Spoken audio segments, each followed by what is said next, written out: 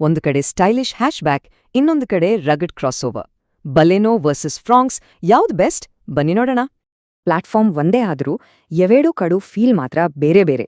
ಈ ಕನ್ಫ್ಯೂಷನ್ಗೆ ಇವತ್ತು ಪರಿಹಾರ ಹುಡ್ಕೋಣ. ಮೊದಲಿಗೆ ಸೈಜ್ ನೋಡೋಣ. ಈ ಕೆಲವು ಸೆಂಟಿಮೀಟರ್ ವ್ಯತ್ಯಾಸ ಚಿಕ್ಕದು ಅಂತ ಅನ್ಸಿದ್ರೂ ತುಂಬಾನೇ ಇಂಪಾರ್ಟೆಂಟ್. ಫ್ರಾಂಕ್ಸ್ನಲ್ಲಿ 20 mm ಗ್ರೌಂಡ್ ಕ್ಲಿಯರೆನ್ಸ್ ಜಾಸ್ತಿ ಸಿಗುತ್ತೆ, ಅಂದ್ರೆ ಹಂಪ್ಸ್ ಮತ್ತೆ ಗುಂಡಿ ರಸ್ತೆಗಳಿಗೆ ಟೆನ್ಷನ್ ಇಲ್ಲ. ಹಾಗಾಗಿ ಫ್ರಾಂಕ್ ಸ್ವಲ್ಪ ದೊಡ್ಡದಾಗಿ ಕಾಣುತ್ತೆ, ಆದ್ರೆ ಬೂಟ್ ಸ್ಪೇಸ್ ವಿಚಾರದಲ್ಲಿ ಬಲೇನೋ ಸ್ವಲ್ಪ ಮುಂದಿದೆ. ಸರಿ, ಈಗ ಅಸಲಿ ವಿಷಯಕ್ಕೆ ಬರೋಣ. ಅಂದರೆ ಎಂಜಿನ್. ಇವೆರಡರ ಡ್ರೈವಿಂಗ್ ಎಕ್ಸ್ಪೀರಿಯನ್ಸ್ ಹೇಗಿದೆ ನೋಡೋಣ. ಫ್ರಾಂಕ್ಸ್ ಹತ್ರ ಒಂದು ಸೀಕ್ರೆಟ್ ವೆಪನ್ ಇದೆ, ಅದೇ ಟರ್ಬೋ ಇಂಜಿನ್.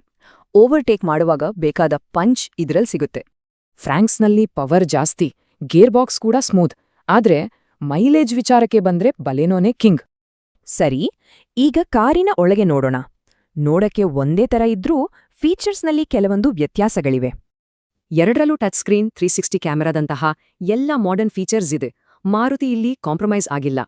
ಆದ್ರೆ ಫ್ರಾಂಕ್ಸ್ನಲ್ಲಿ ಪ್ಯಾಡಲ್ ಶಿಫ್ಟರ್ಸ್ ಮತ್ತೆ ವೈರ್ಲೆಸ್ ಚಾರ್ಜಿಂಗ್ ತರ ಕೆಲವು ಪ್ರೀಮಿಯಂ ಫೀಚರ್ಸ್ ಎಕ್ಸ್ಟ್ರಾ ಸಿಗುತ್ತೆ. ಈ ಎಕ್ಸ್ಟ್ರಾ ಸ್ಟೈಲ್ ಮತ್ತೆ ಪವರ್ಗೆ ಸ್ವಲ್ಪ ಎಕ್ಸ್ಟ್ರಾ ದುಡ್ಡು ಕೊಡ್ಬೇಕಲ್ವಾ? ಹಾಗಾದ್ರೆ ಎಷ್ಟು ಜಾಸ್ತಿ? ನೋಡಿ, ಟಾಪ್ ಅಂಡ್ ಆಟೋಮ್ಯಾಟಿಕ್ ಮಾಡೆಲ್ಗಳ ಆನ್ ರೋಡ್ ಬೆಲೆಯಲ್ಲಿ ದೊಡ್ಡ ವ್ಯತ್ಯಾಸನೇ ಇದೆ. ಸರಿ, ಹಾಗಾದ್ರೆ ಫೈನಲ್ ವರ್ಡಿಕ್ಟ್ ಏನು? ಯಾವ ಕಾರು ಯಾರಿಗೆ ಸರಿ ಹೊಂದುತ್ತೆ ಅಂತ ನೋಡೋಣ. ಬಲೇನೋ ಒಂದು ಪಕ್ಕಾ ಪ್ರಾಕ್ಟಿಕಲ್ ಕಾರ್. ಒಳ್ಳೆ ಮೈಲೇಜ್, ಆರಾಮದಾಯಕ ಕ್ಯಾಬಿನ್, ಇದು ಒಂದು ಸ್ಮಾರ್ಟ್ ಚಾಯ್ಸ್. ಫ್ರಾಂಕ್ಸ್ ಸ್ಟೈಲ್ ಮತ್ತು ಪರ್ಫಾರ್ಮೆನ್ಸ್ಗೆ ಫೇಮಸ್.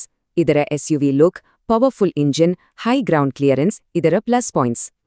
ಸಿಂಪಲ್ ಆಗಿ ಹೇಳೋದಾದ್ರೆ ಬಲೇನೋ ತಲೆಯಿಂದ ಮಾಡುವ ಆಯ್ಕೆ, ಆದ್ರೆ ಫ್ರಾಂಕ್ಸ್ ಹೃದಯದಿಂದ ಮಾಡುವ ಆಯ್ಕೆ.